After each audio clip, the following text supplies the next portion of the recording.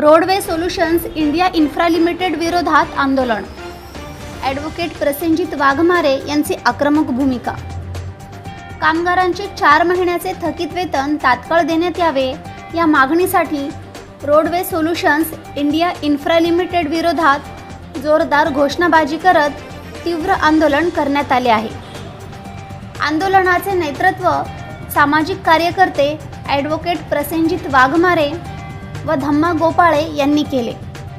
निषेध निषेध निषेध असो अशा संतप्त घोषणा देत कामगारांनी कंपनीच्या कारभाराचा तीव्र निषेध व्यक्त केला आहे. वेतन वाटपात होत असलेल्या दिरंगाईमुळे अनेक कामगार कुटुंबावर आर्थिक संकट ओढवले असून प्रशासनाने तात्काळ हस्तक्षेप करावा अशी मागणी करण्यात आली आहे. यावेळी ॲडव्होकेट वाघमारे यांनी कंपनीवर कामगारावर अन्याय केल्याचा गंभीर आरोप करत मागण्या मान्य न झाल्यास आंदोलन अधिक तीव्र करण्याचा इशारा दिला आहे.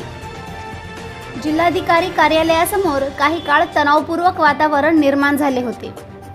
दरम्यान संबंधित कंपनीकडून अद्याप कोणतीही अधिकृत प्रतिक्रिया देण्यात आली नाही. जनतेचा आवाज 24/7 न्यूज नांदेड.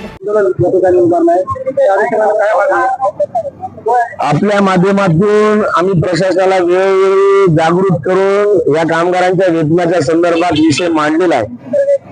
आज कामगारांनी म्हणजे त्यांच्याकडे कोणताच पर्याय नसल्यामुळे या ठिकाणी धरणे आंदोलन करून आपला हक्क मिळवण्यासाठी माननीय जिल्हाधिकारी कार्यालयासमोर आलेले आहेत. जर कोणत्या कामगारांना कामाच्या मोबदल्यात जर त्याचं जे काही हक्क आहे ते मिळत नसेल तर कुठेतरी अन्याय आहे आणि त्या अन्यायावर वाचा फोडण्याच्या उद्देशानं आज आम्ही त्यांच्या सोबत नांदेड जिल्ह्यातील युवक आज त्यांच्या सोबत आहोत. जे काही कंपनी आहे जी roadway solution India infra private limited company आहे, अतिशय म्हणजे एक कामगाराचं शोषण करणारी कंपनी आहे. समृद्धीचं काम तर घेतलं त्या कंपनीनं, पण कामगारांच्या हितासाठी काम करायला तयार नाही. आपल्या माध्यमातून मला विनंती करायची आहे, कामगारांच्या हक्कासाठी लढता लढता जवळपास 2 महिने झाले पण यांच्या वेतनाचा प्रश्न सुटलेला नाही.